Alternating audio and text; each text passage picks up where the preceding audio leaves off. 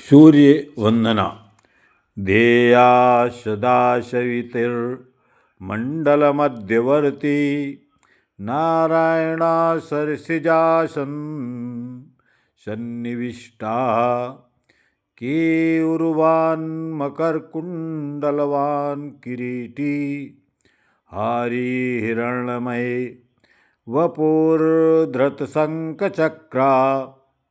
विष्णु भगवान की वंदना।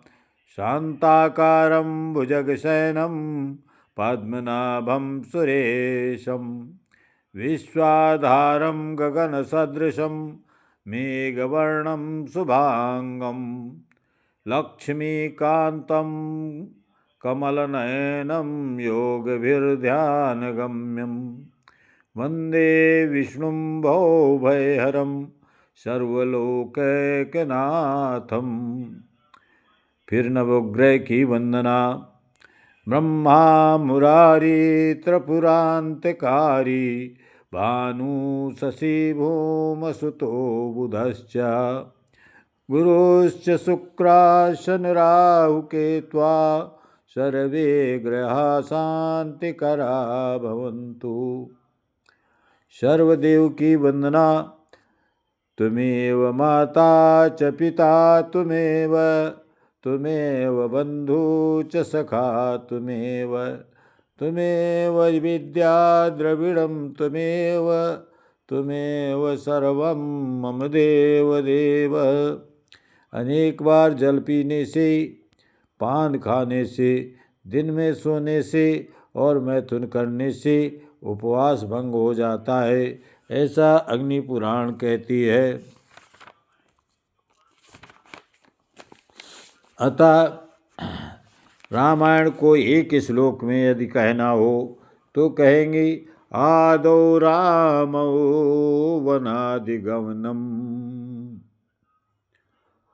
हत्वा मृगं कांचनम वैदेहरणं जटायुमरणं सुग्रीवसंभाषणं बालीनिग्रहणं समुद्रतरणं लंकापुरीदायनं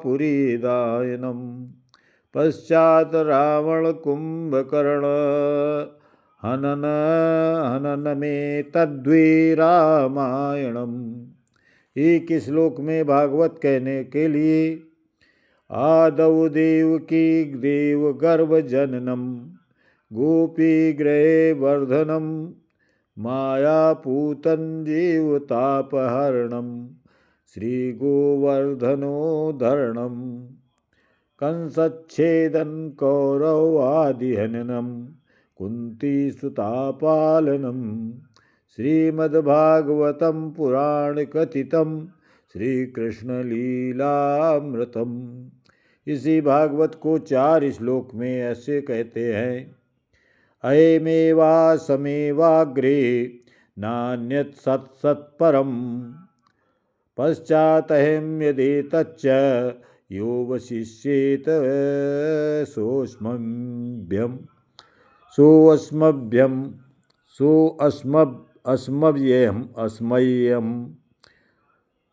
ऋतेऽर्थं यत् प्रतीत न प्रतीत चात्मनि तद्विद्यादात्मनो मायां यथा भासो यथात्मा यथा मान्तभूतानि भूतेषु चावचेष्वनु प्रविष्टानि विप्रष्टानि तथा तेषु न तेषु वहम् एतावदेव जिज्ञास्यं तत्तजिज्ञासुनात्मना अन्वयव्यतिरेकाभ्यां यतः स्यात् सर्वत्र सर्वदा।